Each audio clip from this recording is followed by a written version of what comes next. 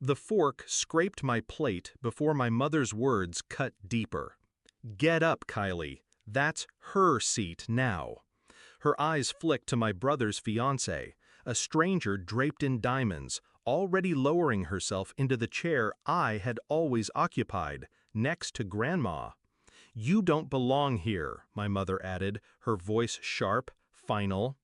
I rose slowly, holding my breath so they wouldn't hear it shake. The scrape of the chair echoed like a verdict.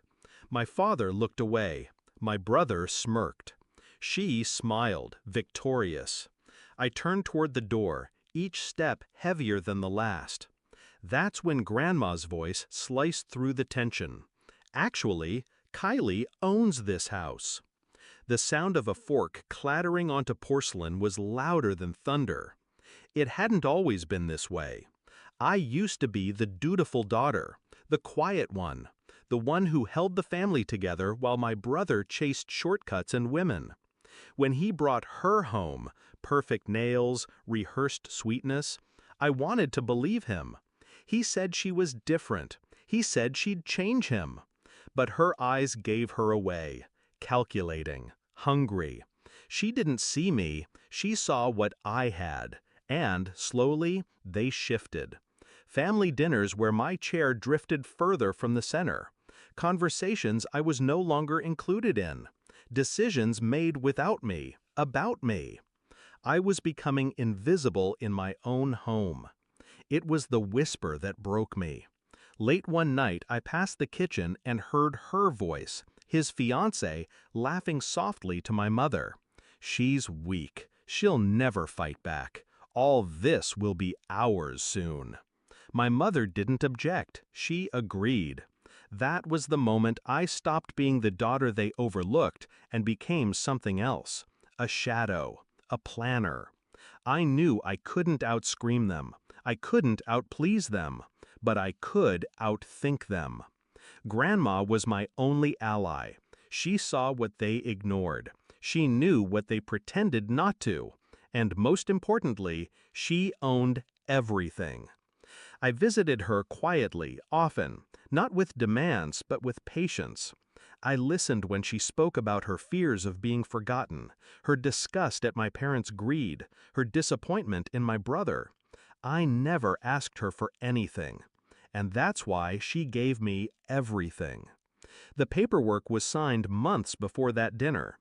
While they mocked me for working late, I was sitting across from Grandma's lawyer. While they dismissed me as background noise, I was watching ink dry on documents transferring the deed, the house, the land, the legacy, all of it, mine. So when my mother's voice cut me at that table, telling me I didn't belong, I felt no need to argue. I simply stood, ready to leave them in the illusion they had built for themselves. But Grandma, always dramatic, always precise, chose that moment to reveal the truth. Actually, Kylie owns this house. The silence that followed was pure. My mother's hand froze mid-air, fork sliding from her fingers. My father finally looked at me, really looked, as though seeing me for the first time in years. My brother's fiancée paled, her smirk collapsing. And my brother, his face went red, then white. He knew. He understood instantly. His empire of lies had crumbled in one sentence. I didn't smile, I didn't gloat. I simply pulled the chair back, sat down, and folded my napkin across my lap. "This is my seat," I said softly. No one argued. The rest of the meal was silent. Food turned to ash in their mouths.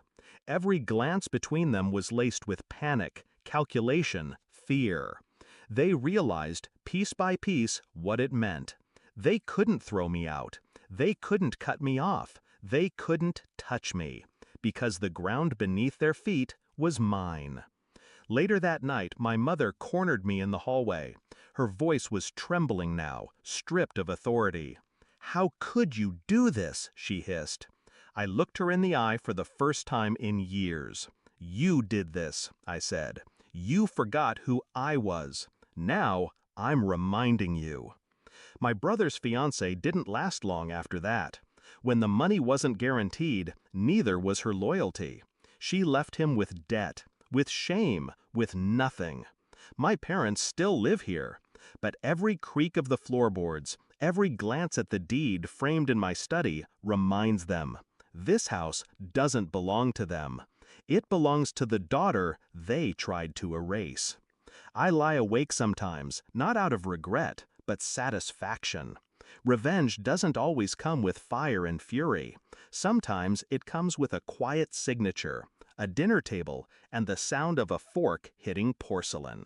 They thought I didn't belong. Now they live under my roof. And every day they sit in my house, knowing the truth they tried so hard to bury. The forgotten daughter is the one who won.